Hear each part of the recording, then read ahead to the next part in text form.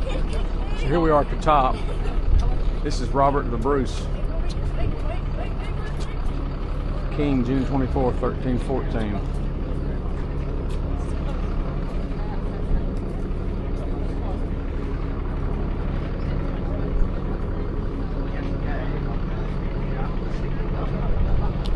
We just watched a show on Amazon about Robert the Bruce.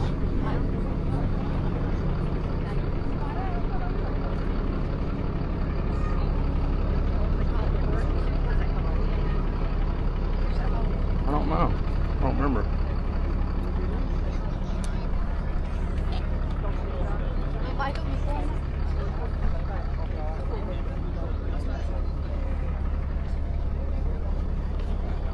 Here's a look over the city. We're gonna try to get inside here.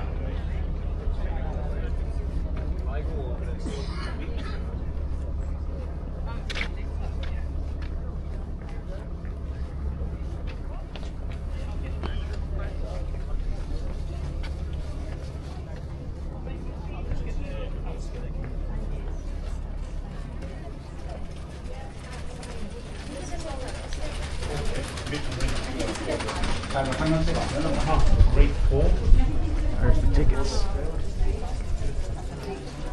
Let's see what the tickets cost.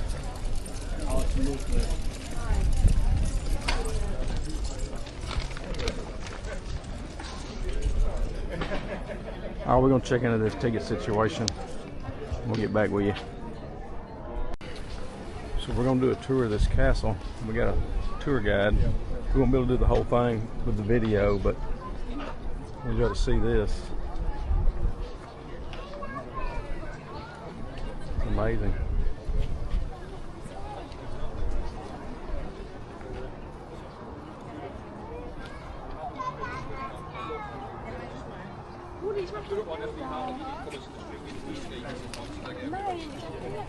Now, the Battle of Bannockburn occurs in 1314, and about 3 miles off in that direction you'll find the Battle of Bannockburn Heritage Centre. You can go and visit it, you can learn all about the Battle of Bannockburn, and you can even fight it for yourself interactively.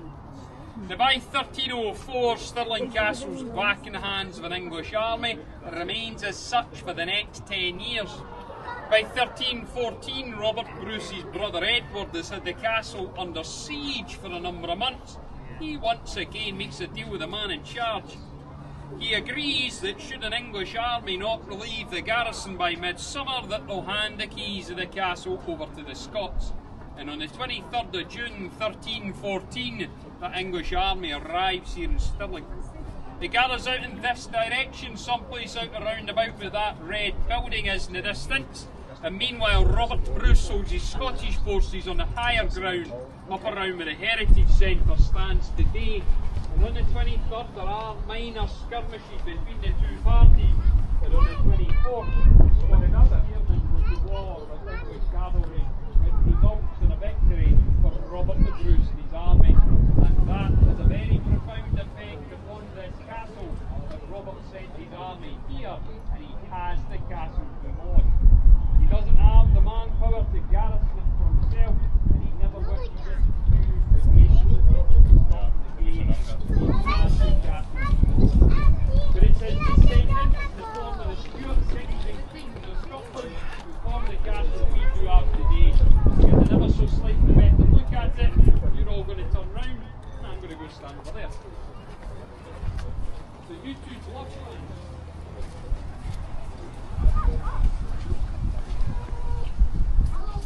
Now, the man that's largely responsible for Stirling Castle is James IV. To my left is the main entrance to the castle during the 1500s. The wall that runs along behind me, collectively known as James V's forework. To the west, we have the Prince's Tower, which still stands today, and this was once mirrored to the east by the Elphinstone Tower, which is subsequently reduced in height to greater 3-gun battery. And here, the two towers either side of the main entrance, they were once flanked on either side by two further towers. Evidence of one can be seen in the gardens, where the oversized plant pot has lavender growing from the top of it. All four towers were once twice as tall as they stand today, They were capped with conical roofs, and the entire facade of Stirling Castle was king's gold in colour, the same colour that our great hall stands today, a fairy tale entrance for the kings and queens of Scotland. But up until the 1700s, we are outside the walls of the castle. So to get a better look at the outer defences on which we stand, we're going to head back down and gather in front of James IV entrance. So I'm going to get you see, I'll get the gist of that. I'll get it back on if y'all, I'll see, start seeing something interesting.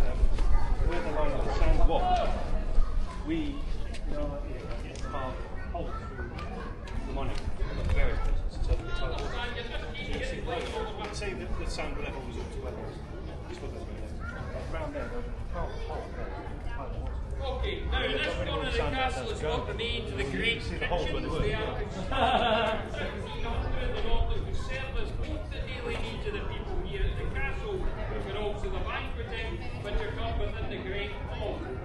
If we're honest, however, we are not certain how this area of the castle looked and functioned.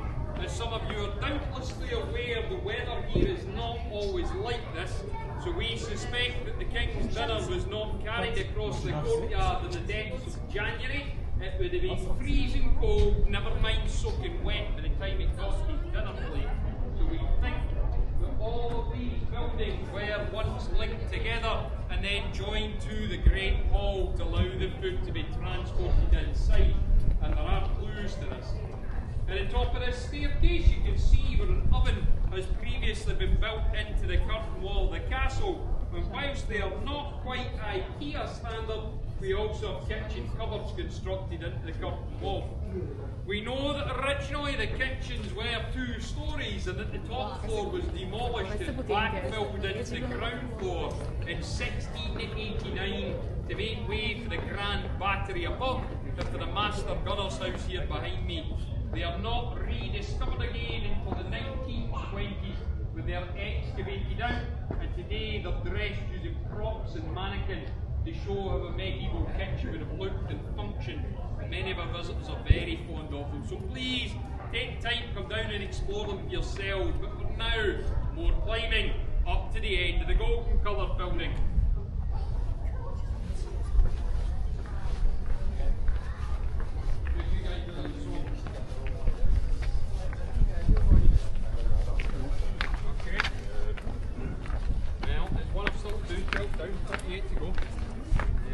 Flora MacDonald, from not South Carolina, when she flees Scotland, having saved Bonnie Prince Charlie from losing his head, she ends up in North Carolina.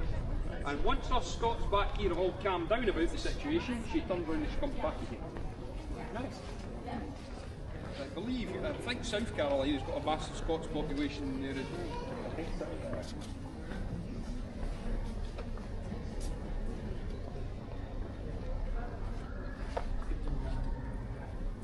This is the outer close of Stirling Castle. It's a service area to the castle. It would have been a hive of activity during the Middle Ages. You would have had carpenters, blacksmiths, wheelwrights, fleshers and gunsmiths all working in this area of the castle, to name but a few of the trades. And there was a very interesting character by the name of John Damien who had a workshop someplace here. John was an alchemist by trade who convinces James IV that he can turn lead into gold. Needless to say, not very successfully. So he starts to worry that the king is going to withdraw his funding, and he comes up with a plan. He tells James IV that he's worked out how to fly from Stirling to Paris, and having assembled the royal court around about him in an area of the castle known as the Ladies' Lookout, he adorns a suit of chicken feathers that he has created, and he throws himself in the battlements here at the castle.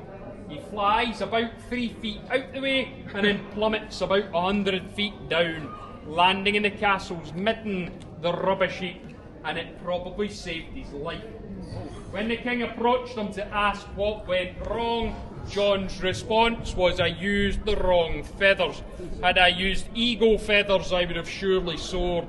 He was a genuine character in Scotland's history, and we think that James IV was quite fond of him, as he continues to show up in the royal records long after that experiment. An experiment that we are not aware was ever repeated at the castle, but as a point of interest, was the first ever attempt at manned flight in Scotland.